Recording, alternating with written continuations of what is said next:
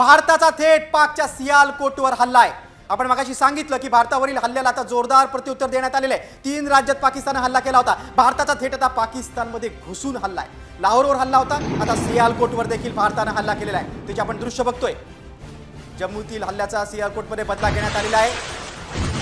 जम्मू, पंजाब आणि राजस्थानमध्ये पाकिस्तानी हल्ला केला, मात्र आता भारताने थेट पाकच्या हद्दीमध्ये घुसून हल्ला करायला सुरुवात केलेली आहे। भारतावरील हल्ल्याला जोरदार प्रत्युत्तर देण्यात आलेले आहे आणि भारत थेट पाकिस्तानमध्ये घुसून हल्ला करत आहे। आपण पाहतोय लाहोर नंतर सियालकोटवरही भारताने हा हल्ला केलेला आहे। हल्ल्याची दृश्य आपण पाहिली, त्यांच्या ड्रोन्सला आपण खाली सुद्धा उतरून न दिलं, हवेतच पाडलेलं आणि दुसऱ्या बाजूला भारत मात्र थेट सियालकोटमध्ये घुसून हल्ला करते आणि तिथे विध्वंस घडवत आहे।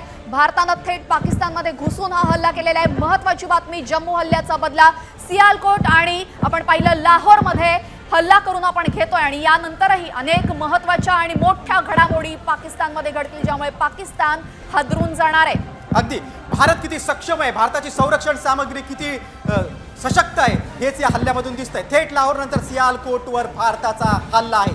पाकिस्तानची संरक्षण सामग्री किती कुचकामी आहे। चीनने जरी मदत केली असेल पाकिस्तानला, तरी भारताच्या एअरफोर्सनं ही सगळी त्यांची सिस्टीम ही निष्प्रभ ठरवलेली आहे।